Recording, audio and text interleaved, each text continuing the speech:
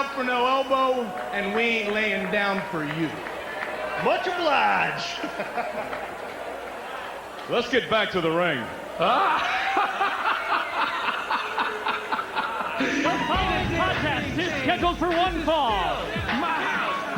About to make his way to the ring, weighing in at 249 pounds, prime time, Elix Skipper.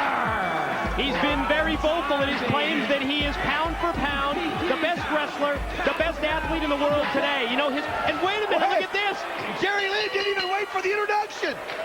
Hey, Elix called him out last week, Mike. He called him out. The open challenge was issued by Elix Skipper last week, and Jerry Lynn is here to jumpstart this match. I think, you know, that not only is the acceptance of the challenge, but at the same time, Jerry Lynn's so fired up by that 1 week suspension at the hands of Don Callis. Remember what he said after Callis suspended him? He said, "You want violence? I'll show you violence," and that's exactly what we're seeing tonight. Well, he said it a long time ago that he was sick of being a doormat here in TNA, and he is taking on a totally different attitude. I mean, the Jerry Lynn of old would have never attacked anybody right off the bat without the introduction, but he doesn't care. He felt like he beat Skipper twice before, and he can't believe he called him out. Yeah, you're right. Prime time looking for revenge against the man who not only one-upped him, he two-upped him just 2 weeks ago. He beat him twice in one night. It's just been hard for Prime Time to take. You know, when you start considering who would fall into that category of pound-for-pound best wrestler, I don't think there's any question that this man, Jerry Lynn, has to come to mind. Many people called him last year's MVP in TNA. So versatile, does so much, but I will say this. Primetime Elix Skipper has got all the tools, Mike, today. All the tools to be one of the best in the world. Oh, look at that agility. He missed, but that just shows his prowess. Standing moonsault off the apron, does not connect, as you mentioned. Picks up the scale. Oh, but Jerry Lynn saw it coming. Perfectly timed, perfectly executed drop kick to the leg of Elix Skipper. Sends the scale flying and sends Skipper out to the floor. Lynn just measuring Skipper now as Primetime makes his way up to the ring apron. Nice forearm. Attempted the shoulder block. Lynn was going to go for the guillotine leg drop. And finally decides and settles on a big back elbow to the top of the head. Drop the elbow.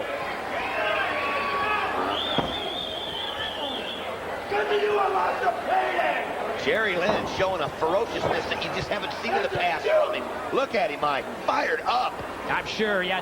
Did he just talk about the payday that he lost? I mean, we mentioned earlier the TNA management consultant, Don Callis, with the 1 week suspension last week of Jerry Lynn. And yeah, that's a week without pay for Jerry Lynn. And it almost seemed like Callis was just picking on Jerry Lynn specifically, saying that kick he used by knocking the scale back in Primetime's face was too violent. And we think of all the violence we've seen here in TNA. Yeah, and you remember what Jerry Lynn said. You want violence? I'll show you violence. And that's what we've seen from a very fired up Jerry Lynn. Telegraphs the back body drop. Look at this. Holy cow. Double spring moonsault. Almost had him right there.